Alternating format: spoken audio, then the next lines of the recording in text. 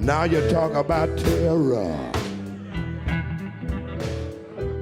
What about for me? I've been terrorized all my day. Hammer all my day.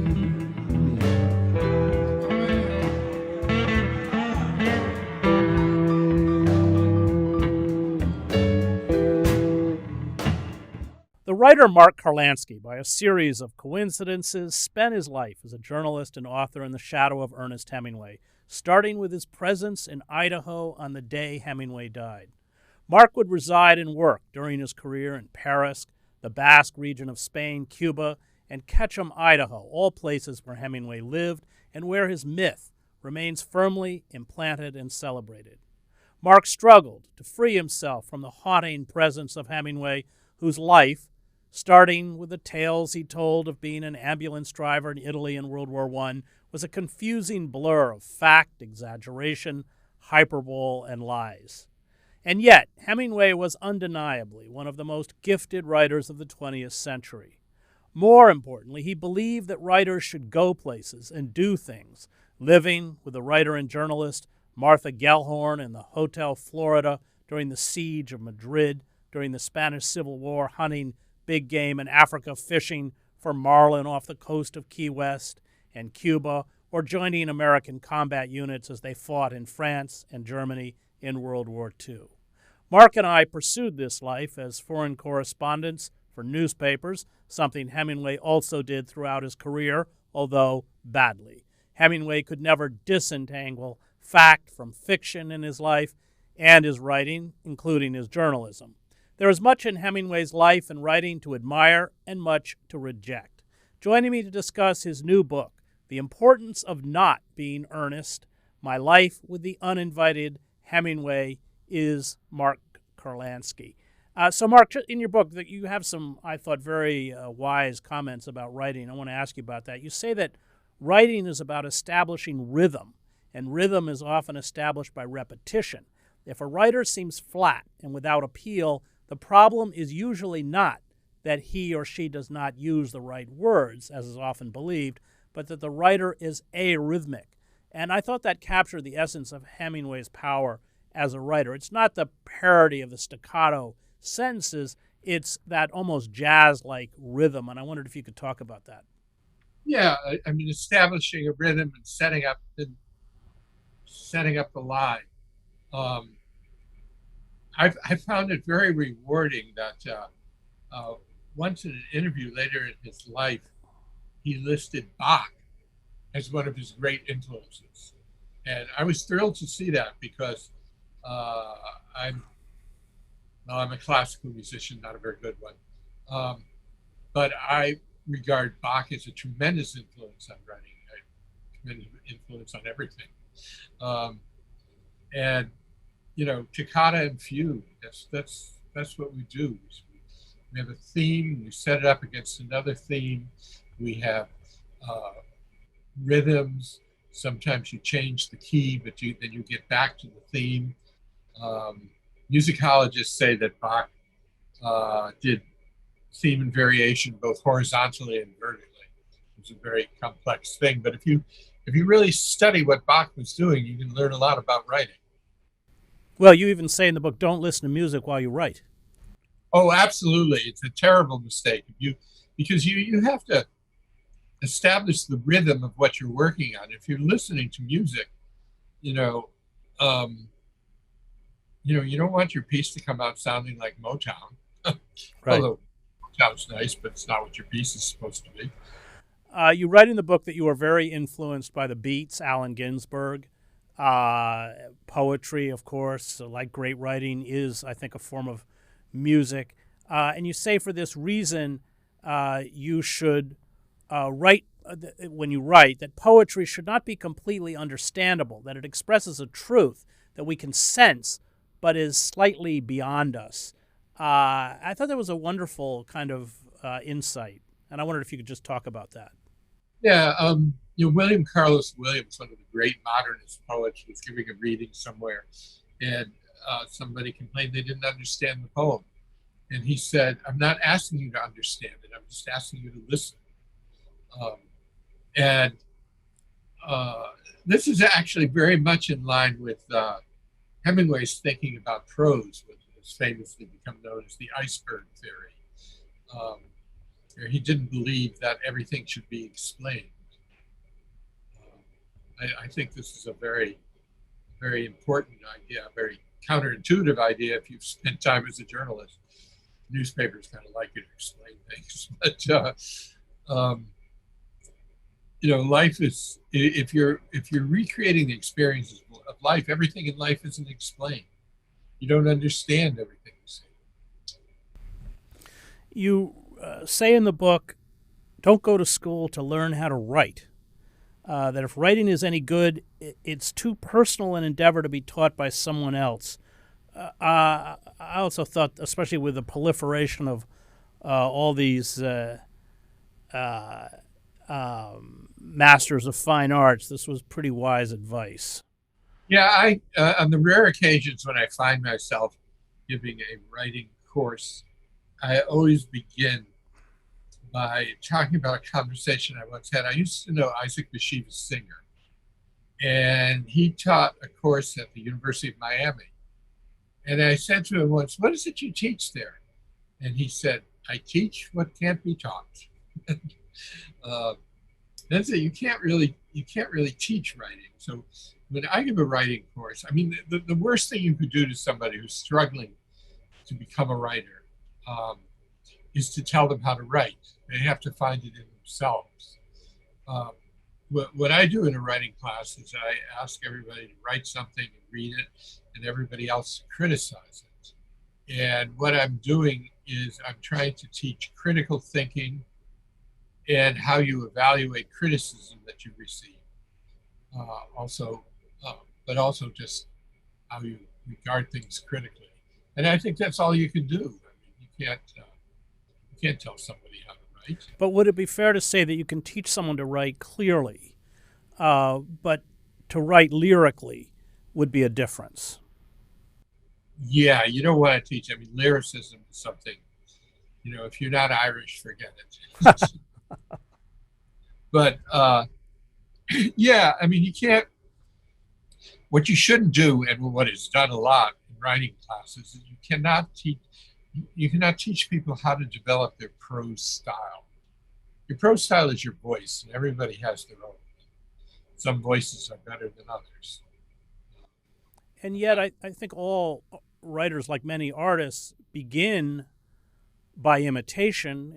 In your case, I think it was Hemingway. In mine, it was Faulkner. I was trying to write a lot of drivel that sounded like Go Down Moses, and it's a kind of trap. I mean, you need to break free from it. But talk about those initial stages, because I think that is how you learn how to write and how you learn perhaps any kind of artistic expression, is beginning through imitation. Yeah, I suppose so. And I suppose when I was really, I mean, I was in something like third grade when I decided I wanted to become a writer. And when I was young, Hemingway was a huge influence. Lawrence Ferlinghetti was a huge influence. But you eventually just have to find the voice that's within you. And, a good way to do this is don't try to write, just tell somebody the story. Listen to how you're telling it. Because for some reason, we almost always use our own voice when we tell a story, when we speak.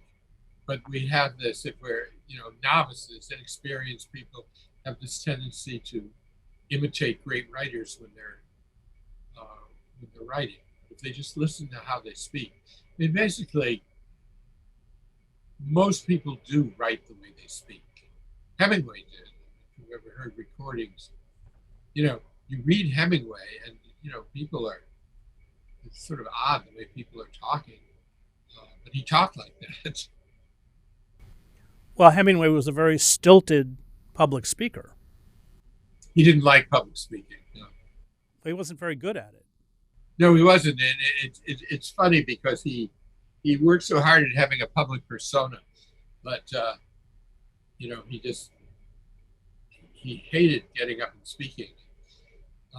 He claimed ill health and not going to his Nobel Prize speech, but I think he just didn't want to do it.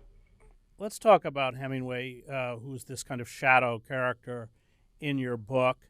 He began very early on to turn himself into a myth, into a celebrity. He came back, what was he, 19 or something after, and as you point out in the book, by the way, he only spent a week, I believe, in the front lines in Italy. Not as a combat soldier. And not as a combat soldier, although he rapidly inflated his role. And you write that he essentially made himself a fictional character, and it would dogged him throughout his life as he became more famous, in the same way that I think it did a figure like Hunter Thompson. I want to speak about that idea of artist becoming myth, because I think it's very dangerous. Well, it is, and it doesn't make you happy. Hemingway, towards the end of his life, was complaining a lot how nobody knew who he really was. And, well, whose fault was that? Him? But he did create this mythical person that wasn't him. But he was also a very complicated person, which becomes clear when you talk to people who knew him, which are not many around. There were still a few when I was working on the book. They're all talking about a different person. The Hemingway who hunted in Idaho was not the Hemingway who hung out in the mountains. And who was the real Hemingway? I think he was an intellectual. Dorothy Dunby, who was his secretary and later his daughter-in-law, said, when you really got to see the real Hemingway is if you get him to sit down and talk about writing and painting. That's who he was, an intellectual who thought about these things. The Hemingway who talked about fishing and hunting and boxing, that wasn't who he was. Right. Well, it was this kind of hyper-masculine myth. And yet, if you read, I think some of his best stuff was written in his early 20s, A Clean, Well-Lighted Place. These are incredibly, Cat in the Rain, these are very sensitive stories that I think show exactly what, illustrate the point you're making. He wrote a story that the title of it escaped me at the moment. He wrote a story, one of his earlier stories, about this guy who comes back from the war. It's one of the Nick Adams stories. He comes back from the war and he makes up all sorts of stories about his bravado and his war experience, and they're all lies. And he can't face himself or deal with his guilt over the things that really happened because he lied so much. Isn't it interesting that Hemingway wrote that story? Right. So you and I both worked as newspaper reporters, and you write in your book that newspaper writing can crush creative expression. And that's why, as you say, the prose of many fine journalists, if stretched to book length, induces real pain. And then you quote the novelist William Kennedy, who also worked as a newspaper reporter, who says that while journalism gave him entry into a world he had no right to enter, which I think is one of the reasons to be a journalist, it also pounded into him the voice of literary objectivity, which he calls, quote, a journalistic virus that paralyzes the imagination and cripples the language.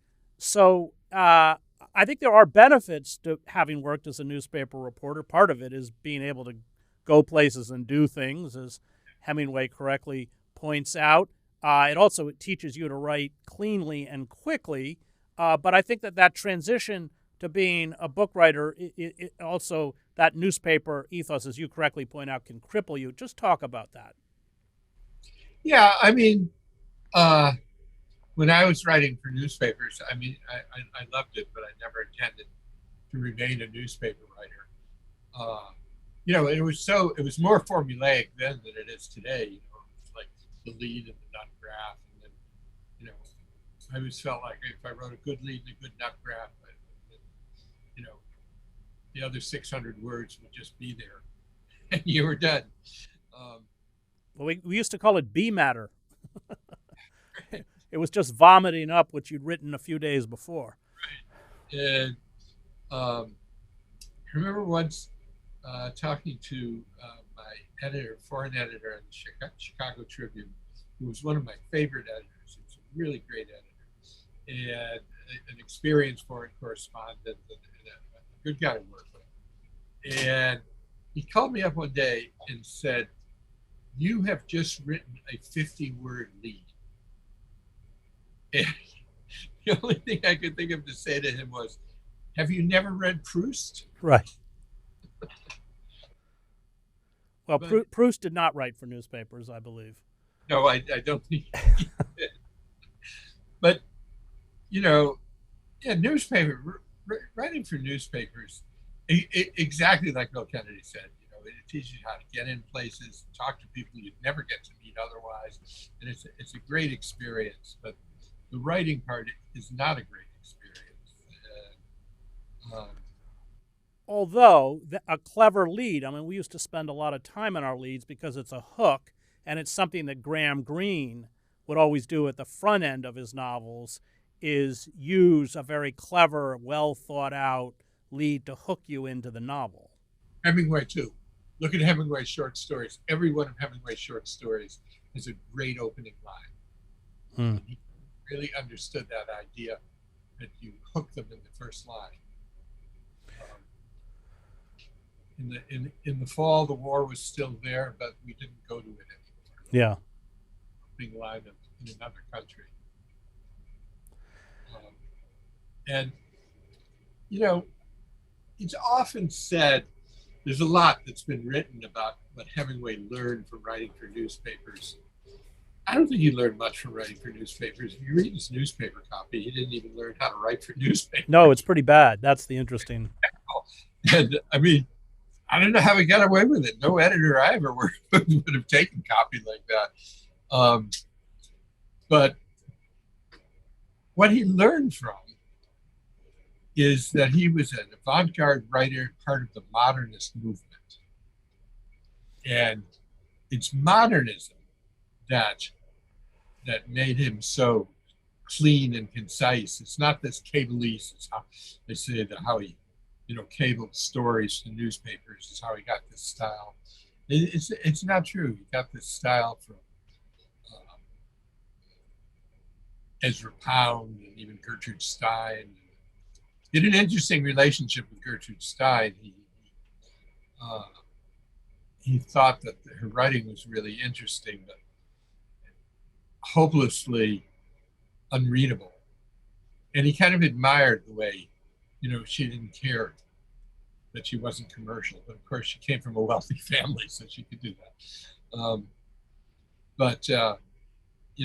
Hemingway wanted to be that kind of experimental modernist, but do it in a way that he would be popular and have readers.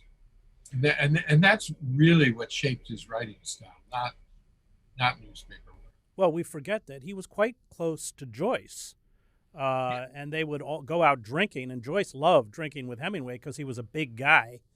So when they both got obnoxious in some French bar, people would leave them alone, although, as you point out in your book, his bravado as a boxer, again, was a myth. He used to fight Ezra Pound, of all people, because Pound knew nothing about boxing, and he liked to knock people down, but he couldn't actually fight anybody who was a boxer. You and I, by the way, both boxed. Yeah, I boxed enough to know he wasn't. I wasn't either. I was not a great boxer. It was the opposite of Hemingway. I really didn't want to hurt anybody. That's the whole point of boxing, Mark. I know. That was the difference between you and me. No,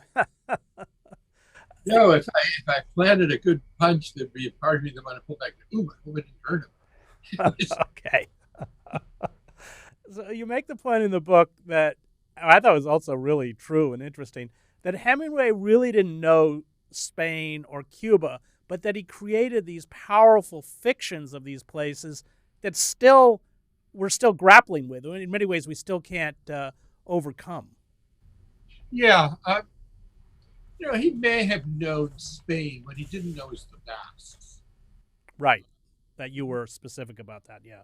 He had no idea who the Basques were. And as someone who spent a lot of my life around Basques, I read Hemingway, and it's a little strange. That's not who Basques are. Never met a Basque who drank out of a wineskin. He was a fiction writer, and he created fiction. But as you say, in From Whom the Bell Tolls, pretty good portrait of what Spain was like in the Civil War. And one of the interesting things for me, I didn't go to Spain because of Hemingway. I went to Spain because it was an incredible experience to see the last 1930s fascist dictatorship still in power.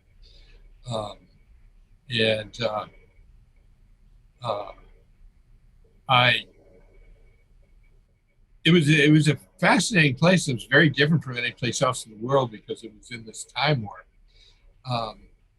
But it was, the Paris that I went to was completely different than the Paris Hemingway went to, and the Cuba I went to. His Cuba was pre-revolutionary, mine was post. And, everything was different except Spain. Spain I went to because I went to Spain when Franco was still in power. And the Spain I went to was really the same Spain that he left. I want to talk about Spain. So he had a rupture with John Dos Passos in Spain. Jose Robles Pazos, he was had taught at John Hopkins. He translated Dos Passos.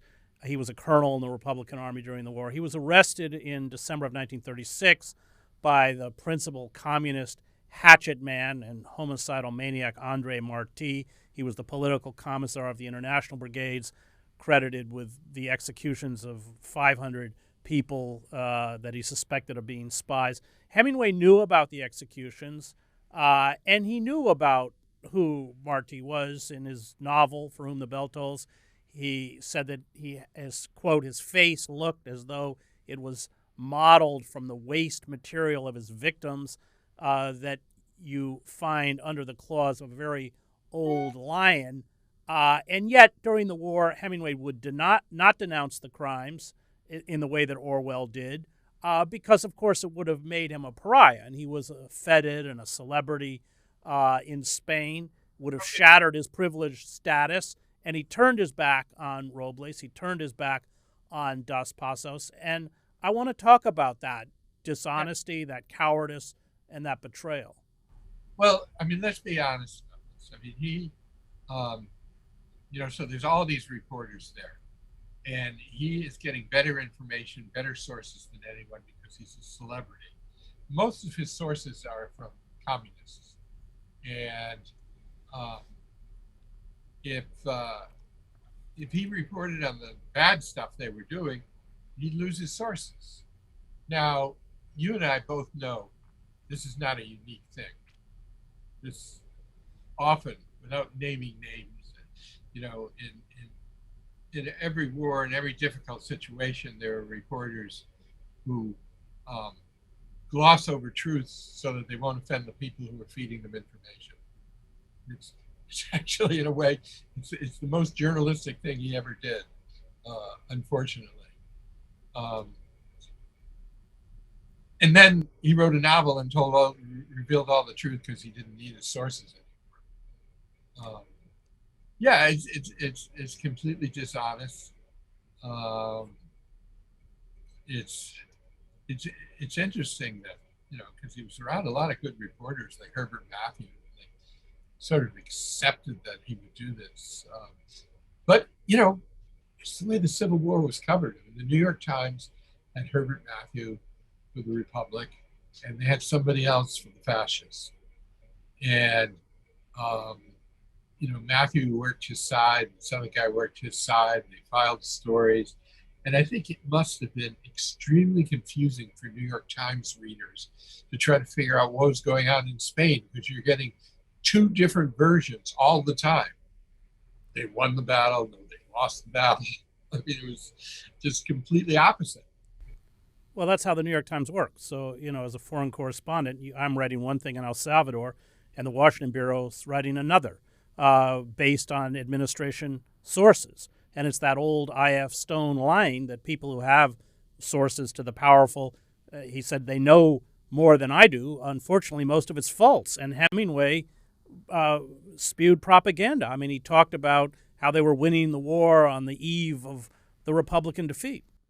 Yeah, I mean, yeah, it's the whole thing about journalism. I mean, but one thing I always struggled with was the reporters who took everything the U.S. government told them. And sometimes the U.S. government had their own propaganda reasons. Sometimes they were just completely misinformed. But these guys would just take what they were being fed. It was laziness, you don't have to go out and find a story. Right. Well, that's the difference, because most reporters in a war zone, the war zones I've been in, they don't want to go out. They want to get the handouts, and they're used against the rest of us that do go out. And Hemingway wrote a lot of his stories at the bar. He didn't go out. No, he did go out. He did both. He did both. I mean, all the material for Whom the Bell Tolls was from a story he reported on. This thing's actually happened about blowing up the bridge and stuff. And it was a story that the Communist Party put him up to. They said, you go to this place and you'll get a good story. But did he go, or did he interview the people who did it? No, he actually went. He went out a lot. He'd go out with Herbert Matthews, and they'd go to places. I mean, you'll appreciate this from having been in Nicaragua, that, he had a great advantage that he had a car and plenty of gasoline to him. Right. But when I was in Nicaragua, I mean, it was pathetic. I just couldn't get anywhere unless I befriended somebody who, had a car and a tank full of gas. Right. And I was noticing in your new book, you talked about how you avoided working with people who were green and didn't know what they were doing.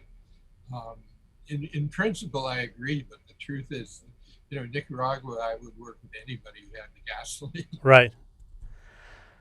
So I want to talk about World War II. Hemingway blurred the line between correspondent and combatant, and you and I both know that that's exceedingly dangerous for those of us who attempt to report in a war zone, because Hemingway, of course, carried a weapon and perhaps used it, and it's already dangerous enough.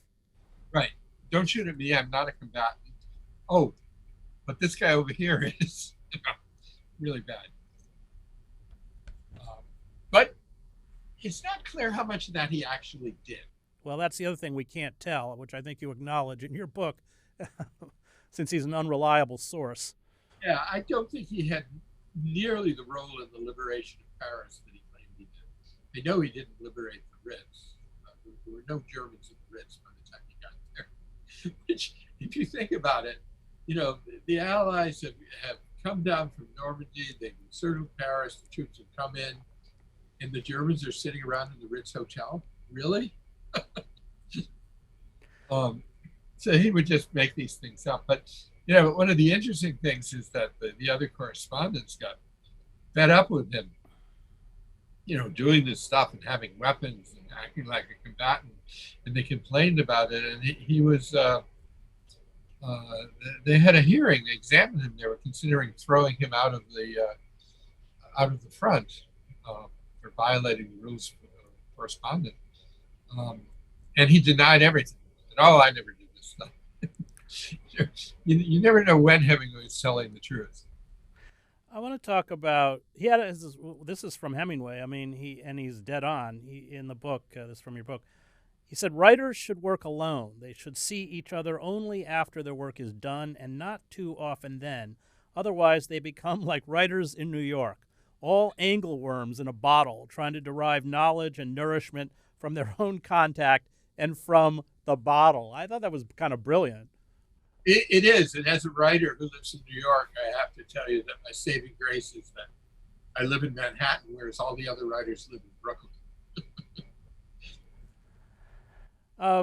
I want to talk a little bit about his fiction. And I think before we went on the air, you said the only time he's honest is in his fiction. What do you mean by that? Yeah, well, I mean, he had this code about his fiction, about it being true and honest, that he didn't have about his journalism. So, you see in For Whom the Bell Tolls, he talks about the atrocities on both sides. He has this book that was published posthumously, in which they're game hunting, big game hunting in Africa. And there's this character named Hemingway who's talking about how really awful it is, these white guys going to Africa and killing all their natural resources, and really questioning the whole role of hunters. And, he would bring up lots of issues and lots of points of view, and he really, in his fiction, he wasn't really trying to indoctrinate you. He was trying to just show how it is. Would it be fair to say that that's because he wasn't writing about himself? That when he wrote about himself, in a way, he was, building this kind of mythic idea of who he was, but when he stepped out of himself, he could be honest. Yeah, I don't know. It's not clear when he was writing about himself, because, in his fiction, he has all these characters, Nick Adams, for example, all these characters that clearly seem to be Hemingway or some aspect of Hemingway. And then, he writes about them in ways that are often critical, big and small ways. Jake Barnes, who, you really feel is Hemingway, cheats as a fly fisherman and uses bait, something probably Hemingway wouldn't have done. He was just very complicated. I want to thank the Real News Network and its production team, Cameron Granadino, Adam Coley, Dwayne Gladden, and Kayla Rivera. You can find me at chrishedges.substack.com.